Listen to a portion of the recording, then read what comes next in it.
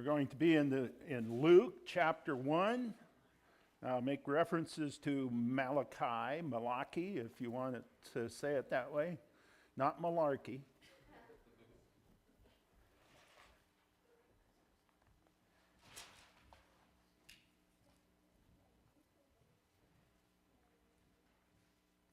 Are you ready, girls?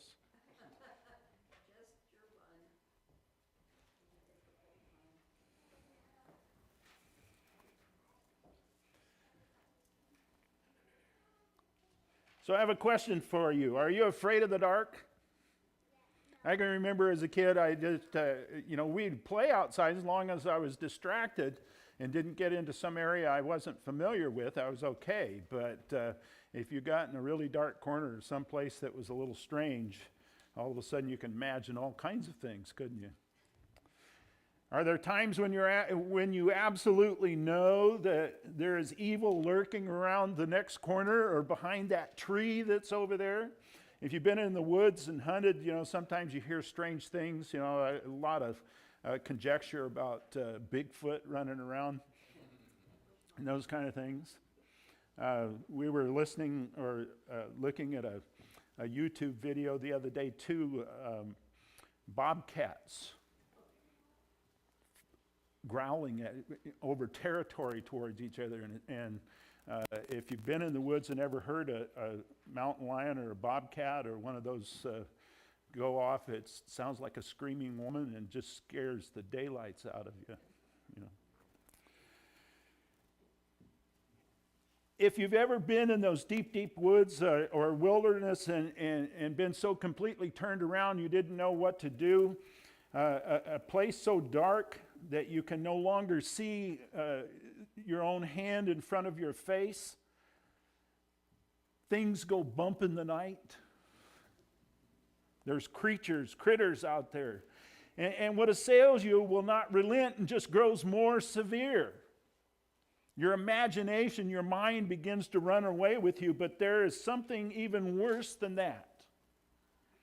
Now, there's a beautiful picture up there. I've been in the woods out hunting, and it's dark, and it's snowing, those snowflakes that are about as big as dinner plates.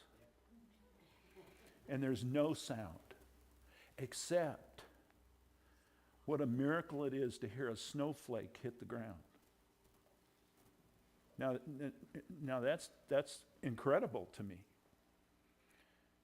But I've also been out there when there was no sound and nothing to distract me, and I was scared. The dark is so deep, nothing to distract you at all, and perhaps that is when all you have left is to just pray and say, Lord, I see no way out of this.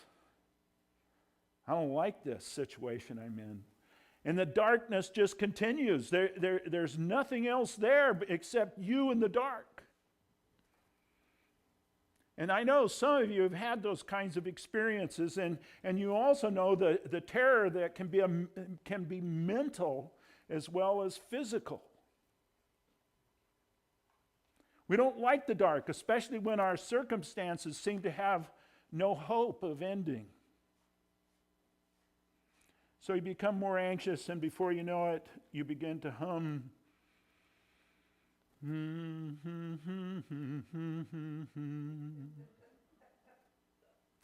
Right? And if that doesn't work, the tension continues, and before long you're singing the words out loud. Just a closer walk with thee. I didn't hum it well enough for you to know it the first time, huh?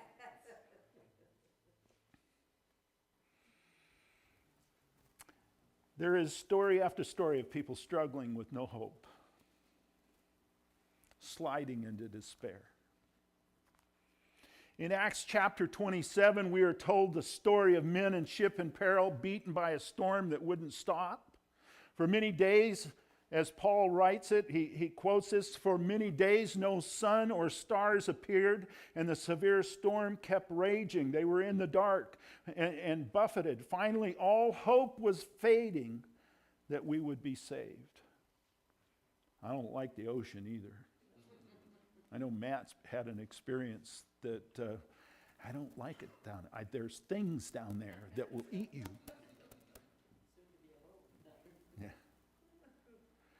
And then he said, when the 14th night came, imagine being pounded by a storm for 14 days. They were adrift on the sea, and about midnight, the darkest hour arrived. But when it was about daylight, Paul urged them to eat. He gave thanks, and they were encouraged just before the sunrise. What is it about the sunrise that encourages our heart, that gives us hope, that helps us to try to carry on? Why is it the hint of light lifts the heart? I don't know. Is that a God thing? The 275 souls on board that ship with Paul were about to get a lesson in hope. They even had a soldier that says, I have prisoners here, and if they escape, I die, so I'm just going to kill them. He could do that. Our text this morning will be Luke chapter 1, and we'll focus on hope as we enter the first Sunday of Advent. In the first 4 verses, we find that Luke's purpose is to encourage and inform a man named Theophilus and us. And what he had to say was he can be sure that what he is about to reveal to Theophilus is true and well investigated. Luke was a physician, he was a historian, and he did his homework. He took the words from eyewitnesses and others. He made sure what he wrote was true. So let's look at Luke chapter 1 as I read verses 5 through 7. In the days of Herod, king of Judea, there was a certain priest named Zechariah of the division of Abijah. And he had a wife from the daughters of Aaron, that's the priestly class, Moses' brother, and her name was Elizabeth. And they were both righteous in the sight of God, walking blamelessly in all the commandments and requirements of the Lord. And they had no children, because Elizabeth was barren, and they were both advanced in years. Now it came about while he was performing his priestly service before God in the appointed order of his division, according to the customs of the priestly office. He was chosen by lot. Somebody rolled the dice, we might say. He was chosen by lot to enter the temple of the Lord and burn incense. And the whole multitude of the people were in prayer outside at the hour of the incense offering. An angel of the Lord appeared to him standing to the right of the altar of incense. And with that, the silence of God was broken. The darkness. Out of the darkness came a voice that was going to break the terror that was there. Zacharias was troubled when he saw him, and fear gripped him. But the angel said to him, What do the angels always tell him? Do not be afraid, Zechariah. For your petition has been heard, and your wife Elizabeth will bear you a son, and you will give him the name John. May God honor the reading of his word. So what does the darkness and sunrise have to do with our text? Perhaps a little context and history would help. In this chapter, in verse 68, you might want to look over there, verse 68 of chapter 1, it says that Zechariah was filled with the Holy Spirit and prophesied. Wait a minute, this is old-time people. This is before Jesus did his thing, right? What are they doing with the Holy Spirit? Well, the Holy Spirit visited or breathed on certain people and let them accomplish or help them accomplish the task that was at hand. Abraham, Isaac, Zechariah, others. The city and Judea that Zechariah the priest had an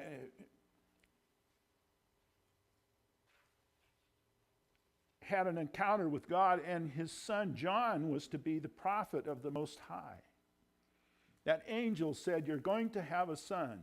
Cheated, right? Asked the doctor, did the ultrasound, what is it? No, the angel was a sure thing. Said, you're going to have a son. There are no mistakes. And to go before and prepare his way. The final hours of darkness before that sunrise appears, that is a reference to the Jewish Messiah. Before Messiah comes, which will be the birth of Christ. In verse 78, Zechariah comments, the sunrise from on high shall visit us. And the words, the sunrise from on high, and I want you to hold on to that, think about this. It's S-U-N, rise. Now we might want to say S-O-N, but it's S-U-N. Would imply that there has been darkness afoot in the world for a long time. Well, actually, there's still a lot of darkness around us, isn't there? But there's a cure for it. What darkness are we talking about? Well, a sinful world. Those who reject God. Well, the last Old Testament prophet, his name was Malachi. We had a study in Malachi, didn't we? And Malachi promised in the last chapter of the last Old Testament book that the Son, S-U-N, of righteousness would arise with healing in its beams.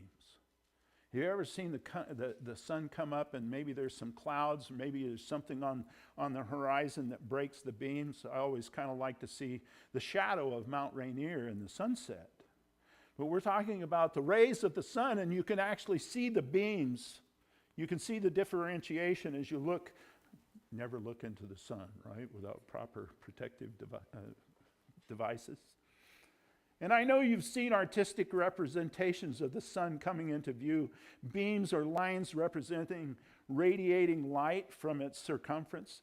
And he was really saying exactly what was said in verse 78, because of our God's merciful compassion, the sunrise is coming. Now, isn't that rather strange? You know, I've read that before, gone over it, and it just kind of made me pause for a bit and say, wait a minute, it's supposed to be S-O-N, not S-U-N. Maybe that was a mistake in King Jimmy's English. The Son of Righteousness, the sunrise from on high. The Son of Righteousness will rise with healing in its wings. Wait a minute. Now we're mixed metaphors, right? We've got wings and we've got healing. I can understand that. They talk about you go to a spa, and you get heat, warmth, and that stuff, and it's supposed to be healing. But we see these kinds of metaphors in other places. Poetically, those wings are the metaphor of beams of light from the sun.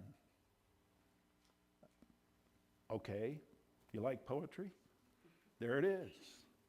There will come a day when the darkness will end, is what he's saying, and that is because of the healing, the protection, the warmth of the sun, the outreach, the shelter that it will give us. Now, the darkness in the Bible often symbolizes a world full of evil, ignorance, pain, and even death. And while Genesis 1:4 says God saw the light was good, remember that? And separated the light from the darkness in the physical universe, we cannot forget that God also operates in the moral universe, the spiritual universe, as the righteous judge who distinguishes between light and dark. You see where these things are coming from? He separates, he judges those who live in moral darkness. 1 Thessalonians 5:5. For you are all children of light and children of the day. We do not belong to the night or the darkness. Why do we have such consternation? That big word. Why do we know evil's out there in the dark? Because it is. It's the embodiment of darkness. It's why normal people, like to do their things in the daytime rather than at night. Some of you are so normal, you go, as soon as the sun goes down, you go to bed. That was a way of life many years ago when there were no electric lights, no TV, and none of those things to distract us. When the sun went down, you went to sleep. Yeah. And you're going to have to get up when the sun comes up in order to get done what needed to be done. Maybe it wouldn't be such a bad thing to return to that. Huh? We belong to the light, not the darkness. So God promises to invade this world with righteousness, just as the sun invades the night, if you would, poetically, overcoming that blackness. It says that the light came and the darkness did not overcome it. And he's talking about Jesus. He's talking about his influence in all that we are and have. Deuteronomy 32 says God hovers over us like an eagle over a nest and keeps us from falling. And we have a creek down below us and a bunch of really kind of nasty elm trees down there, but there are hawk nests in those trees. And we've watched maybe 10 years hatchlings come out, 2 or 3 of these young birds, and the mother and the father hovering over them. We've seen them out on the branches, and we keep waiting for them to fall and get hurt. But they all seem to make it in the sky, and it's really neat to watch them flying over the house now looking for our cat. We also see in Isaiah 53, it says, by the stripes or wounds he received, we are healed. When the Son of Righteousness rises, we will never again fear the wicked or suffer at their hands. That's hope. I'm so tired of the viciousness that's around us, aren't you? Come quickly. I want some peace. I want some love, right? But we have God's. We have something to look forward to. Malachi made his pronouncement to God's people somewhere around 430 BC. That's a long time ago. His message pointed out the sins of the people and the failure of the priesthood. Yeah, everything was a mess. If the people did not follow God's instruction, they would suffer what? Wrath, judgment. Even the chosen people will get punished at some time if they don't behave. Yet Malachi also presented incentives for them to change and to have hope. And that was, there's something coming. The dawn is coming. The light will come. And you ought to have hope for that. And it should cause you, help you, to push you along to do what is right when you have other things that you could do. But for 400 years after Malachi said these things, the Son of Righteousness will rise. God never spoke. There was a vast, vast period. Can you imagine 400 years? Look, we're pretty lucky today to live to 75 or 80. And so you could get 4 generations in, maybe. We're talking maybe 6.